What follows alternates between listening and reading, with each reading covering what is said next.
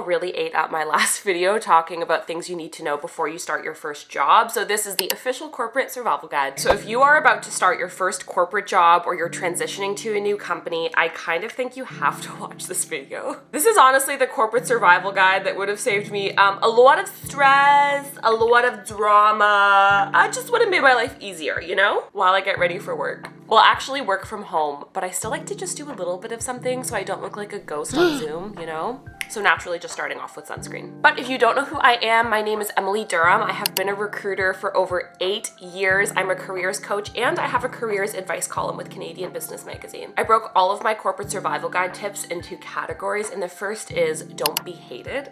In my opinion, one of the secrets to doing really well in your job and having a really good brand reputation is balancing the need to be liked by your bosses and also by your coworkers, which is why I think it's really important that you don't overshare. I've worked with people who do this a lot, where they basically will just like word vomit about their weekend. Like you ask them how their day was and they talk about their friends with benefits, just stuff that like I don't want to know. As your coworker, keep it to yourself. So my biggest piece of advice is keep all of your cards close to your chest. And especially if you're starting in your career, it's really easy to feel like the people you're working with are your friends because you spend so much time with them, right? Like it's only natural and it's human, but those are not your friends, right? Like those are your coworkers. Yes, they might be kind and polite and maybe one day they will be your friend, but if you've been working together for anything less than a year, I'm telling you that is not your real friend.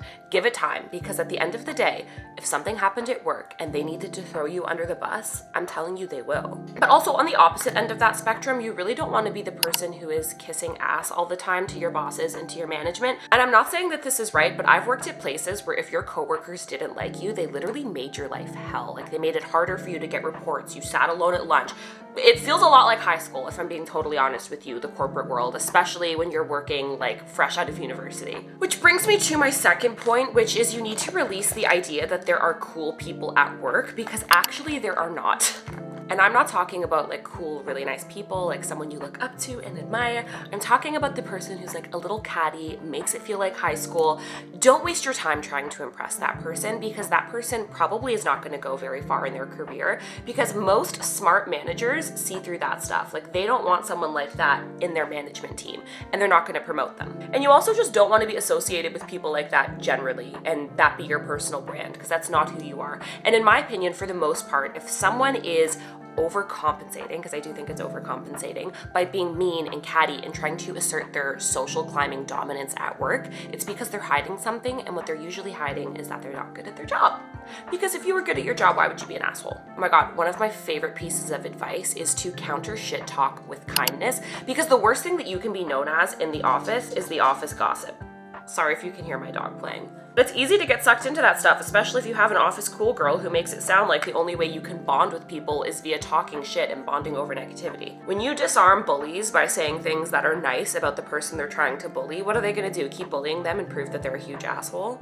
I think it just boils down to, like, if you want to be well liked at the office, stay away from the bullshit, just focus on being a good person and balance the interests of your team and your manager. Okay, next up, I don't want you to be silly. Yes. Let's not be silly. For example, if your boss is offering you more projects or more work, say yes. You are silly if you say no. Even if you think, oh, I don't know how to do that, I'm not good enough to do that, or I don't have the time, find a way to make it work, because the people who get promoted are the people who do stuff beyond the scope of their job. If you just do your job really well every day, that's not enough to get promoted, at least not in 2024. Don't be silly by thinking you don't need a mentor. Even CEOs have mentors. Find one inside of your company and outside of your company so that you get perspective.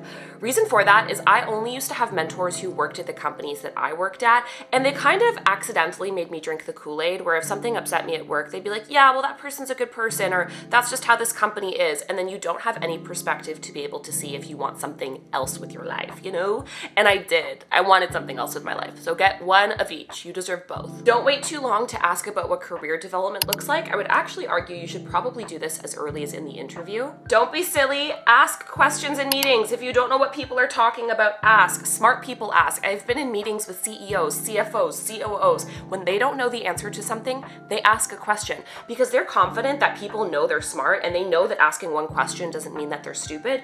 You need to exhibit that same level of confidence and being self-assured and ask questions. Another little pro tip for you is the best thing that you can do is befriend executive assistants. They truly know everything and everyone at the company. They are also just like amazing people because they tend to be super extroverted and really well organized, but get close to your executive assistant at your company because they'll help you navigate difficult situations. Don't be silly by panicking about shit that doesn't matter, especially when you're early in your career. It's so easy to think that the world is ending if you make a mistake, or to think that you need to be perfect all the time. And the second you accept that you are literally never going to be perfect and that you're consistently going to make mistakes, probably for the rest of your career, the easier life is going to get for you.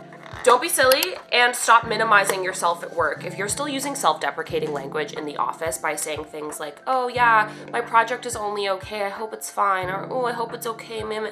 Why are you minimizing your intelligence and your contributions to your team? It is such a bad look. You're basically giving people permission to disrespect you and to look at you like you are less than them. Every time you put people around you on a pedestal, you are inadvertently shrinking yourself. People are going to notice that. People are going to think that you see yourself as incompetent. So if you're telling me that you're not good at your job, why am I going to believe that you're good at your job? That also goes for saying sorry when you have ideas. If I see one more person, particularly young women, apologizing in meetings before they share an idea, like, oh, sorry, I have an idea, or sorry, I have a question. Ooh, I talked about this in my last video. I actually talk about this all the time, but why are you apologizing for doing your job? You, once again, are giving people permission to disrespect you and to look at you as less than, which is, that's not gonna help anyone. That's not helping anybody. You're also gonna have to realize that nobody is going to advocate for you in your career, not even your boss, not even if they're good, because they're busy advocating for themselves and you need to do that as well. One of the best things that you can do is make a habit of sharing your wins really regularly and really loudly with people that matter. So for me, I tend to send a weekly update to all of my hiring managers because I'm a recruiter, so they're like my key stakeholder, and to my boss and to my director with an update of all of the big wins I've had. Another thing I would recommend doing, which I actually talk about this quite a bit, I think I posted about this in my last video too, is keep a list of compliments that people give you at work, and when it's year-end performance review time, send that to your manager so you basically have a document outlining literally everything anyone has said about you all year. It's more data, and I think the best thing that you can do, oh, that was too much blush. The best thing you can do in your career is be really data backed. When you have questions or problems, or even if you want to ask for a promotion or raise, go in with data on why you are special and how people see you as special. What are they going to do? Say no? People can say no to opinions. They can't say no to facts. So if you roll up in there with like a list of people who love you, data to support your, quantifying your work, how are they going to say no? And if they say no, that's your sign that they're idiots. You leave. That's it. On that note, if you don't get a raise every year, you are being underpaid because look at inflation, look at the cost of living, that's going up. If your salary isn't, you are effectively getting a pay cut, but that's on you to ask. Okay, another thing that probably would have helped me survive, it's so hard to open this. Another thing that probably would have helped me to survive my corporate career, at least with much less anxiety early in my career, was realizing that some bosses want to see you win, some bosses want to see you cry. Yeah, that boss that is giving you constructive criticism in a way that makes you want to like hide and cry and makes you feel incompetent and like shit, take that with a grain of salt because a really good leader would never deliver feedback in a way that makes you feel like that. Okay, this category is logistics. An unpopular opinion that I want to start off with is there is this old school mentality that you need to be the first in the office and the last out of the office for FaceTime so that people see you work hard and they like associate you with being disciplined. I don't entirely agree, but I also don't entirely disagree. I think it actually really depends on the kind of company that you work for. If you work in a bank or like an old school consulting firm or for the government, yeah, you should do that. It's actually really smart to do that because they're kind of looking for these visual markers of who is productive, because a lot of these companies have that old school bureaucratic, like political BS vibe to them. You know what I'm talking about. So if you work in one of those industries, hell yeah, be the first in the office, be the last in the office. Okay, and like a little hack for making it look like you work really hard is schedule sending your emails at like 5 or 5:30 or 6 so that people think you're working late. But on that note, don't send them too late, because if you're sending them at 8 or 9 o'clock, people are going to assume you can't manage your time. Like, there's a very fine line between being seen as working hard and being inefficient. Pro tip, if you really want to survive corporate life, make sure you schedule 5 minutes in between your meetings so that you have enough time to walk over, because it's a really bad look to be a few minutes late. And if you are scheduling the meeting, it's honestly your responsibility to send out an agenda in advance. It's one of those tricks that makes you look really put together and professional, and it also helps people prepare so your meetings can be more effective. Have a coffee with a coworker every day, even if it's just 5 minutes. That's how you build rapport and relationships. Those relationships help you get ahead. Whether it's at your current company, you never know when you need to phone a friend and ask for a favor. Make it a point to socialize for at least 5 or 10 minutes in the office every single day that you go in with someone who's not on your team, so that you are really building your network.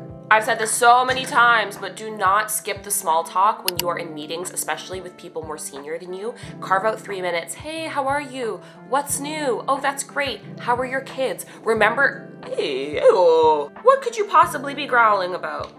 Basically remember things about that person, ask them about it. It's also a pro tip to write down things they tell you about themselves so you can bring it back up and ask later. It makes it look like you care a lot. You might say this is all manipulative. Maybe it is, but I plan on winning the game of capitalism, don't you? If you listen to nothing else I said and all you will listen to is what I'm about to say, fine, listen to me very closely. The worst thing that you can do when you start your corporate job is lose yourself and make your whole identity your work. Both with your personality, where you start acting like or feeling like you have to act like your colleagues, dressing like them, having activities like them, only eating the foods they eat because everyone gets that salad at work, or everyone goes to this gym, so I go. You need to separate your personal identity and who you are from your office. One day you're gonna end up leaving that company and you're gonna feel like you have no sense of self and you're gonna have to reinvent yourself. And if you tie your worth and who you are as a person to your work, you are giving that company so much power that it doesn't deserve at all. They will lay you off one day. They will not give you a raise. They will disrespect you. Things will happen because that is how the working world works. And if you tie your sense of who you are to that job and to that company and to your coworkers, if shit ever hits the fan, you are going to lose yourself. And that is a really scary spot to be in. And it's not a spot that I want to be in again, because I have been there. And that's the look. It's really nothing to write home about. It's just something that makes me feel more fresh and awake and alive. And I don't use any powders because I actually have like really dry skin. And I just find powders look kind of cakey. Maybe it's me getting a little older because I'm 28 now.